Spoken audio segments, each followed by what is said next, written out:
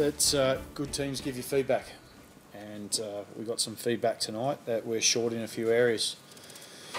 What I also acknowledge to the group is that I can't ask for more effort.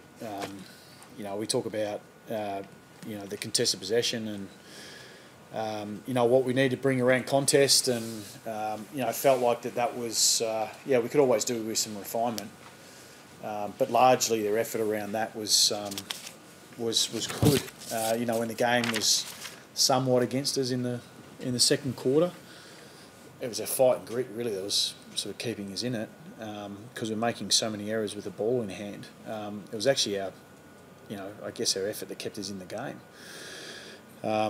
But then as they started to get that ascendancy in the third quarter, around the ball, they were able to execute a fair bit better than what we were. So I thought that was, across the night, if you're looking for something that was consistent, that was fairly consistent. But what was inconsistent was their execution, and it just fluctuated far too much. Some costly turnovers that we were getting scores against, and not where you want them, which is in your back half, and they were able to score off them. Michael, do you have an issue with third quarters at the moment? It seems to be something going on there with the St Kilda game as well, similar tonight. Do you think? Or no, I don't think so.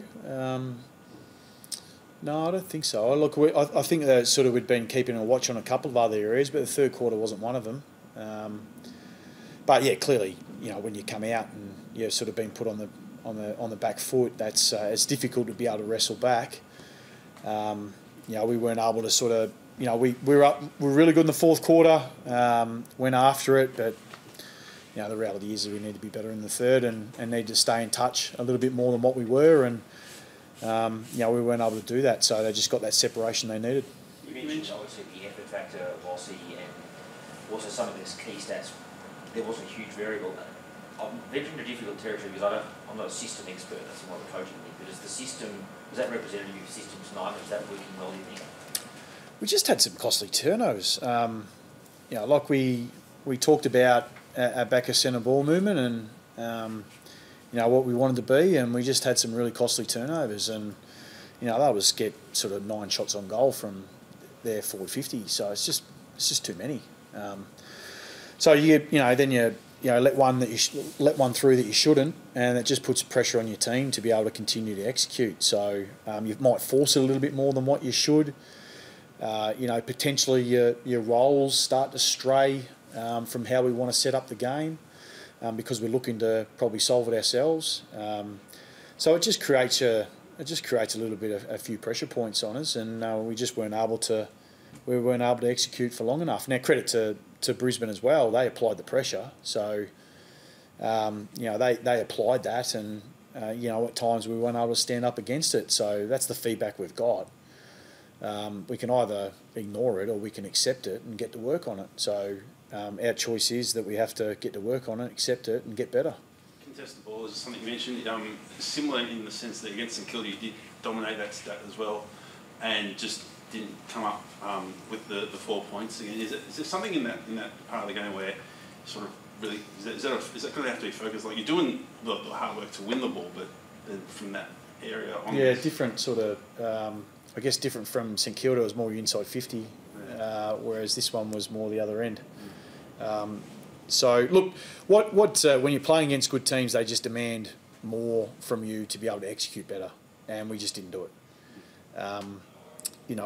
We tried to defend as hard as we could. As I said, through the second quarter, I thought our grit and ability to be able to hold on was really, really impressive when things weren't going well for us, and you could have easily got frustrated from what was actually happening, but the boys stayed at it, and we came in at half time with a good look at it, but with some things to correct. And clearly Brisbane were able to step that up a little bit in the third quarter. We weren't able to go with them. It was proved a bit hard to chase down. Your last 3 losses now being against 3 of the more informed teams in the comp, like Adelaide, St Kilda, and Brisbane. Is that a bit of concern for you? You mentioned you got a bit of an order earlier in the presentation. Is there a bit of concern that you might find yourself early in the season a little bit off the mark with those better teams? I think that's what it's showing us. Yeah. I don't think we should shy away from that at all. That's what the feedback is.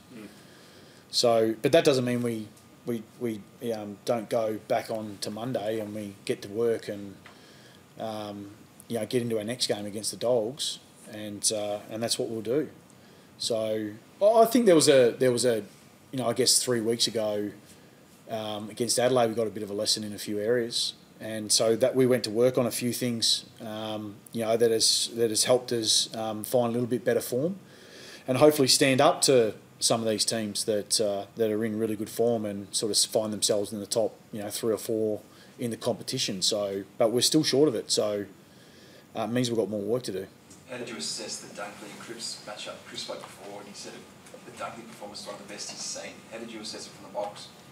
No, third quarter he was pretty impressive. So it was a pretty good battle. I mean he was able to probably get on top a little bit there through there. Cripper still kept coming as he does, and but again, I would say a midfield group's for a group of 5, 6 players. It's not just one. If one's not having the day that they want or the quarter they want, it's up to others to be able to step up. So that's what we've talked a lot about as a football team. It won't be back on. How we move forward won't be on the back of 1 or 2 individuals. It'll be on the back of a group of individuals that we get better at what we do, and that's where the change will come from. Do you think you have that right mix in the middle in terms of? Yeah, I do. Yeah, I do. Yeah, and look, no, it's not for that conversation today. The reality is that we weren't good enough today, so we've got some time spent and cohesiveness we need to continue to build, and a method we continue to go after. So it's shown right now that we're not exactly where we need to be. So we'll keep getting after it. Just a couple of personnel ones. Bossy, Conning, could he possibly come back from the concussion next week?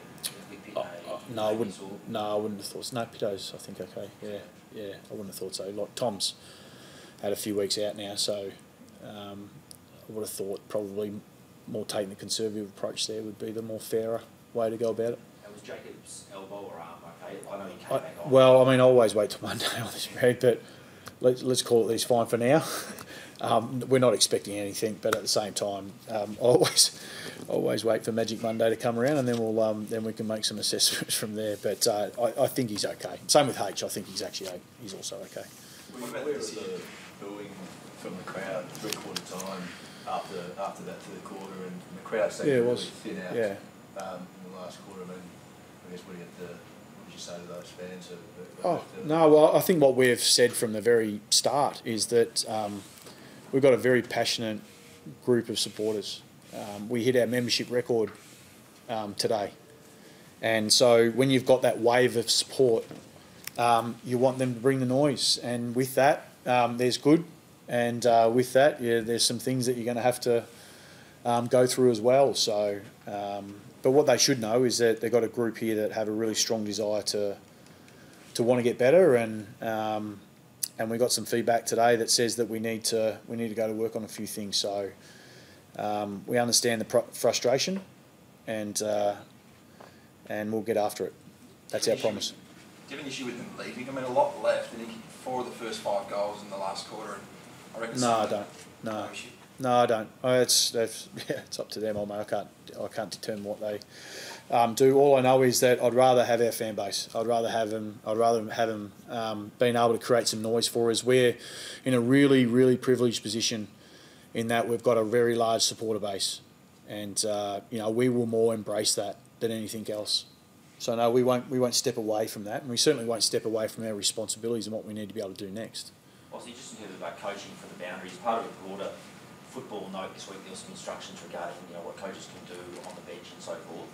I assume obviously would come through to the club. Does that impact where you watch the game from, for example? No, I don't think so. I'm not familiar. Maybe because I'm in the coach's box now, I didn't pay any attention to that memo. So, but might have hit delete. But look, it's one of those ones with it's one of those ones that there's advantages from being in the coach's box, and there's some advantages being on the interchange. Clearly being on the interchange, you're closer to the players. You have maybe similar communication, but it's a bit harder to your line coaches, and you certainly don't see as much. So that's what you trade off. Being up in the coach's box, you can see a little bit more, give a little bit more direction. And we've got enough people on the interchange bench to be able to do their jobs and do it really, really well. So we've got the leaders out there to be able to lead. So I think it's really just, what do you want to achieve as a coach? So each to their own. Everyone's going to have something different. I see Fags, been coaching from the interchange, and now he's in the coach's box. So everyone's a little bit different. I think you're getting more trouble in the interchange area. I think umpires hear you too much. I think so.